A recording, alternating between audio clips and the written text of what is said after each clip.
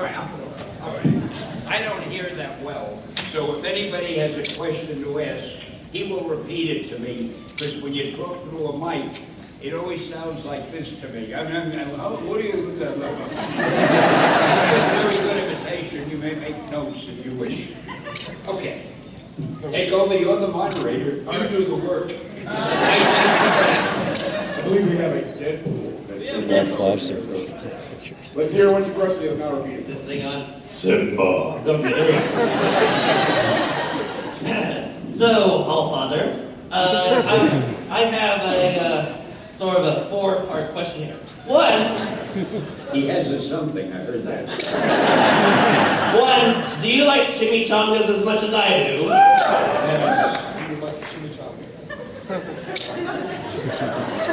Sure. All right. I don't want any enemies. I like everybody. All right. Two, how much involvement do you still have in Marvel Comics, if any? I heard that.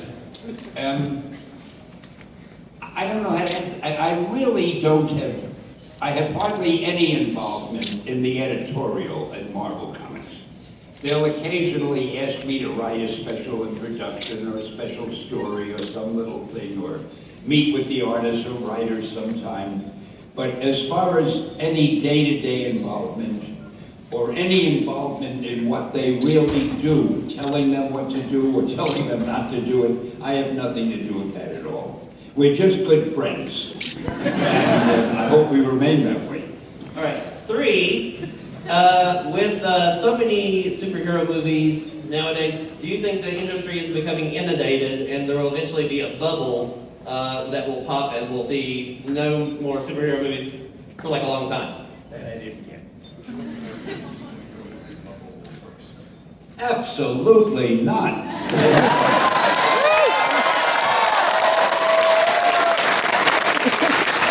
Put that man on report.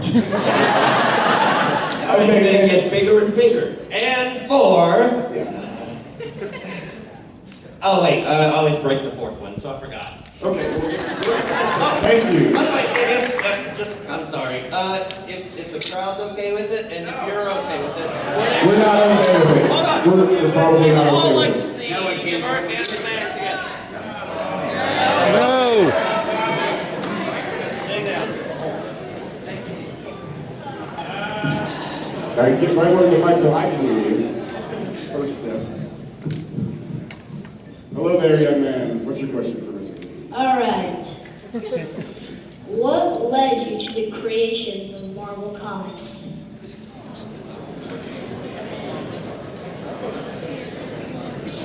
Greed.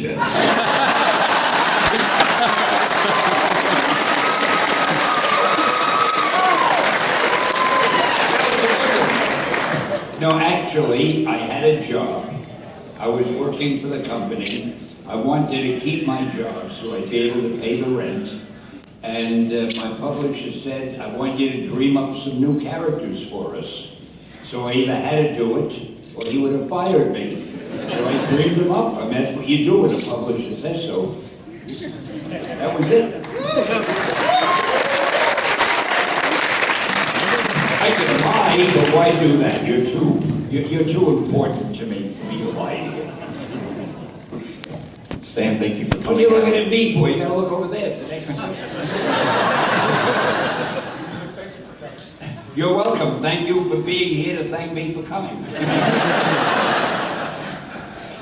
The original tagline for Spider-Man was "The hero who could be you," and when the movie was released in 2002, one of the taglines was "The world needs a hero."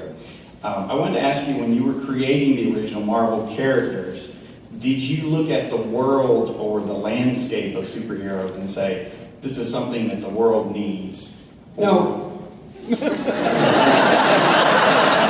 thought it was something I needed to keep my job. No, I forget the order, but I think we had already done the Fantastic Four. I don't know, maybe the Hulk or the X-Men, and my publisher said, come up with something else.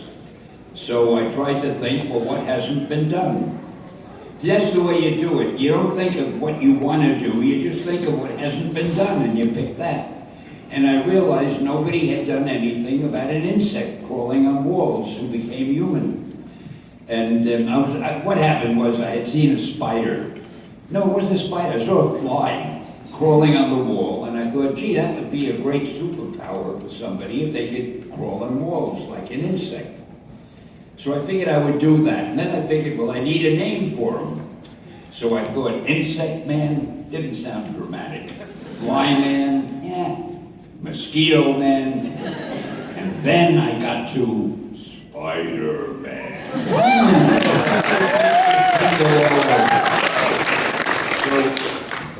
I thought of that, but I really wasn't thinking of how he would affect the world or how the world would affect him. I was just thinking, I hope I can write a good enough story and the book will sell. Oh, I'll tell you a story about that. So I came to my publisher and I said, I got this great idea. I want to do a teenage hero. There hasn't been any yet. I want him to have a lot of personal problems, and I want to call him Spider-Man. My publisher said to me, this was the darkest moment in my life. My publisher said to me, that is the worst idea I have ever. He said, first of all, you can't call a hero Spider-Man because people hate spiders.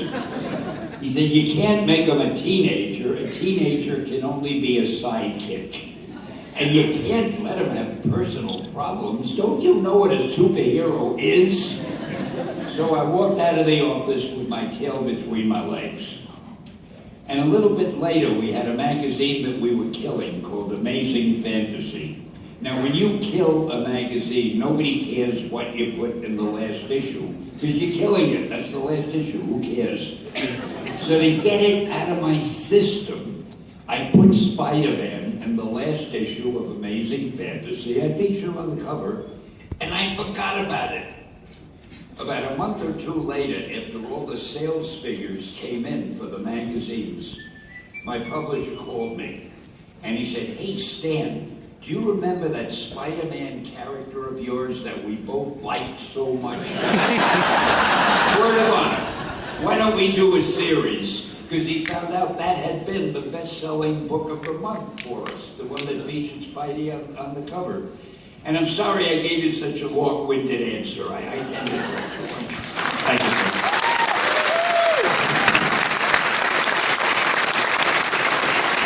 But you learned a little bit of history. Hello.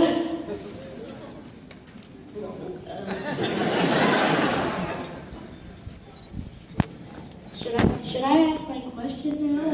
Yes. Please, young Wolverine, ask your question. That's a tough question. Is there a superhero that you did not create that you wished you could have created? A superhero.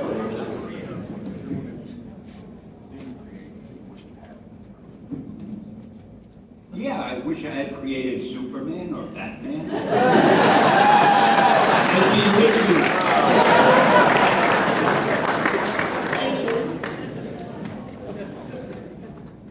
Tell you a funny thing about Superman. I'll tell you about Thor, then I'll tell you about Superman. The two tie in, and you're wondering, what has Thor got to do with Superman? See, that's the way you talk to an audience. You build up the suspense. I have always maintained that Marvel Comics has stories that are scientifically accurate, whereas our competition doesn't. Now, here's why. According to them, Superman can fly. We've seen Superman fly. He's like this. But he has no visible means of propulsion. What's making him fly? The original concept was he came from a planet where the gravity was much heavier, so here on Earth he could jump over a tall building. I can accept that, but how does he fly? Now we get to Thor, to show you how scientifically accurate. Thor has a hammer with a leather thong that he wraps around his wrist. When Thor wants to fly, remember scientific accuracy, he twirls the hammer like a propeller, lets it go. The hammer goes flying off. Who's attached to the hammer?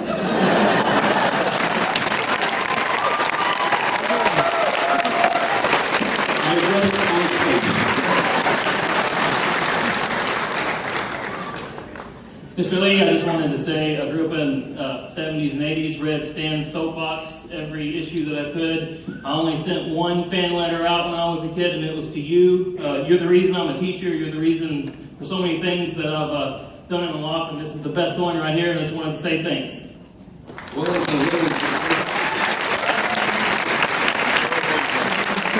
very welcome. I did it all for you.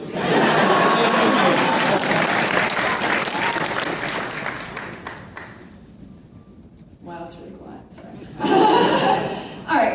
My question. I'm a huge fan of the X-Men. So my question is, I've noticed that the X-Men host a variety of diverse characters, and I just want to know if you would consider this intentional, and would you consider yourself a social advocate? Something about the X-Men.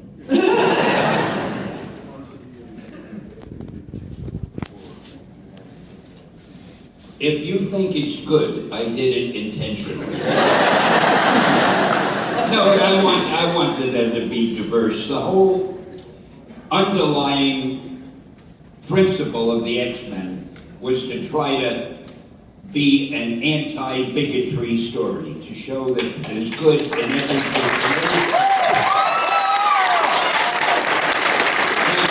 So it was intentional, yes. Thank you, sir. You're very welcome. I'm sure over the years you've gotten a lot of the same questions over and over. Has there ever been a time where you sat back thinking and thought, I wonder why nobody ever asks me about...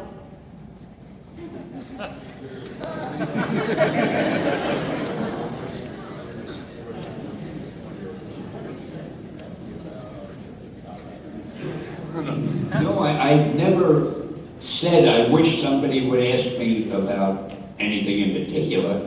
I do get asked a lot of the same questions. I want to commend all of you because nobody yet has asked me who's my favorite superhero. That's the first one I usually get asked. And I don't have a favorite, but everybody expects me to say Spider-Man. So I lie and I say Spider-Man. That takes care of that question. Thank you. You're welcome. Hello. Hello. I was just wondering, what are your views on Andrew Garfield's request to make Spider-Man bisexual and Mary Jane male in an upcoming Spider-Man film? Has he got a very deep voice, or is that the microphone? A bit of both, maybe. Oh, I think Andy Garfield is great as Spider-Man. Absolutely great. In fact, I would have picked him for the first Spider-Man movie if he had volunteered. Yeah, I mean, he's requesting that Spider-Man become bisexual.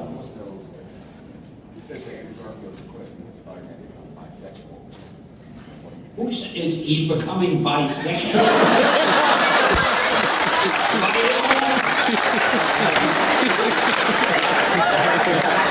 Who have you been talking to? I don't know, seriously, I don't know anything about that. And if it's true, I'm going to make a couple of phone calls.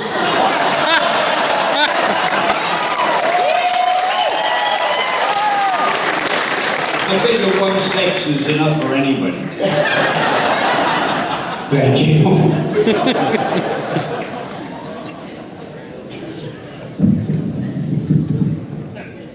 Can I go now?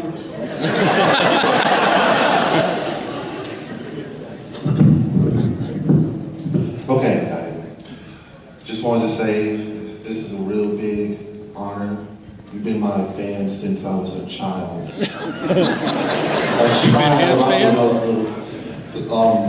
And I was introduced to the world of Marvel comic books through Rogue, one of the female X-Men. And that's how, from there on, it's been like an addiction.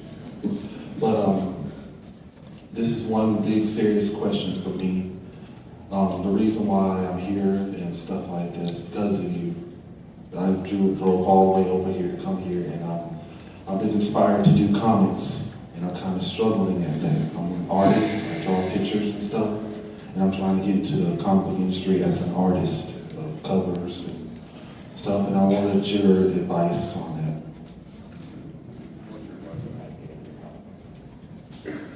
You know, that's probably the toughest question I can answer.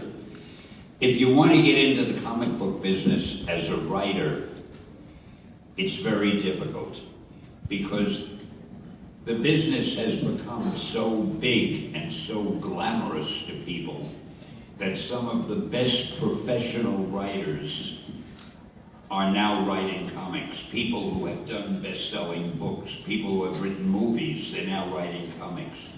So if you want to get in as a writer, you've got a hell of a lot of competition. Not writer, as an artist. Artist. Okay, as an artist, it's easier. No, it's actually as tough as hell. But as an artist, at least you have a chance. You see, a writer can't show an editor 1,000 pages he's typed and say, here, read these, you'll see I'm a good writer, because the editor doesn't have time. But an artist can show a drawing or two, and in a minute, in a second, the art director will know if this guy is good or not. It's easy to tell by looking at artwork. The only thing that makes it not so easy, they only hire artists who are as good or better than the artists they already have. Because why hire somebody who is as good as guys you have? So in order to become an artist in the comic book business, you've got to be as good as the guys already in the business, or perhaps every so often they're looking for an intern or somebody to hang around and just make little touch-ups of the artwork. And they might hire you for that. Little by little you practice and you get better and you show the editor. But it all depends on having art samples that are so good that they knock the editor's eyes out. Because otherwise, he's got all the artists he needs. We have some of the greatest artists in the world drawing for Marvel now. And it's a very tough business to get into. It was much easier. When I was there, they'd hire anybody because nobody thought it was that important. But now they realize every book might turn out to be a movie worth billions of dollars, so they are very particular. That wasn't very funny, was it? That was very somber and disquieting and a little bit depressing. Hi, Stan. My question to you has to do with your history as a comic book creator. You're considered by many to be the father of a lot of the most popular characters in comic books. But I want to know if there were any characters that you were particularly excited about during the brainstorming process that never really made it too far off the page, that never really took off with the general public. Were there any characters I was excited about? Any that stick out in your mind especially? You know, this may sound, and I don't want it to sound that way, as if I'm bragging. But every character we did became a hit. It was I think the public was just desperate for stories. I mean, we started with the FF, and then again, I don't know the exact order, but the Hulk, and Spider-Man, and Daredevil, and Sergeant Fury, and then S.H.I.E.L.D., which was taken from Sergeant Fury, and then there was Iron Man, and then there was Doctor Strange, and the Silver Surfer. They all became, we didn't have one superhero that we ever did that didn't work out, or that didn't last.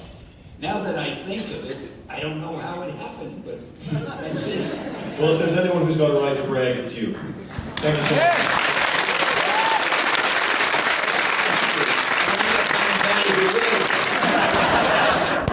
All right, Mr. Lee, it's not a comic book question. I just wanted to ask you how you enjoyed working with Kevin Smith on Mallrats and stuff. Oh, he's wonderful. He's one of my best friends. He's brilliant. I love working with him. Except sometimes he says things that are cleverer than I do, and I sort of resent Of course that chemistry. Thank you. Hi Stan, thank you for teaching me that with great power comes great responsibility.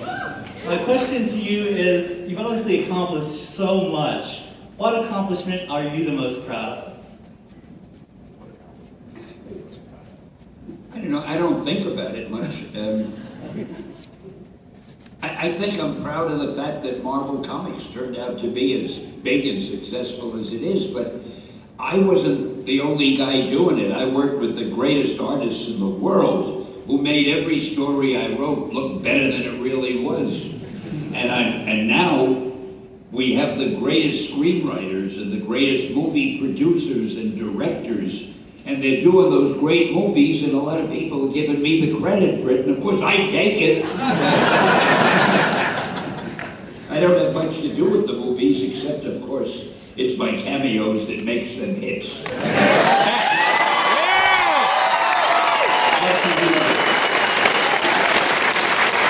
I didn't have a cameo in Wolverine, I apologize, I know you'll be heartbroken, but they filmed it in Australia and I just didn't have time to go there, so I missed out on that one. The movie will probably be a dud. No, it's really great. I would rather you go. Somebody you know. Hey, first off, I want to say thank you for helping create my childhood. My question is, if you had to do it all over again, how would you do it differently? If I had to do it all over again, what? How would you do it differently? I wouldn't. Actually, when I started out in the comic book business, I hated it. I hated it because nobody had any respect for comics. And we lived in a suburb. All our neighbors were genuine people. I mean, they worked in business. They had manufacturing jobs, or they worked in a bank, or they worked in a store. They were real people. And then they had me, who was sitting writing comic books. And they did not have much respect for that. Most of the parents didn't want their kids to read comic books in those days, in the 50s and early 60s. And what was the question? I tend to ramble. If you had to do it all over again, how would you do it? Oh, how would I have done different? I often thought, I wish I hadn't started out in comics, and maybe I should quit and try to get a job in a real magazine. In those days, they had magazines like the Saturday Evening Post and Collier's and Liberty, magazines that published stories, adult stories for people, and articles. But I realized I couldn't even get a job there if they said, well, what reference do you have? What have you done? And if I said, well, I've written comics, they would have slammed the door in my face, because no reputable publishing company gave a damn about comics either. So what I would have done, there's nothing I could have done differently, because I needed a job and that was the only job I could get. I just wish that I could have gotten it.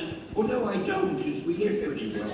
I wouldn't change anything, but at that time I didn't realize that. That was the most unbelievable answer why? But superhero fans love costumes. So I felt, how can I make sense out of that? Why would a monster go out and buy himself a costume?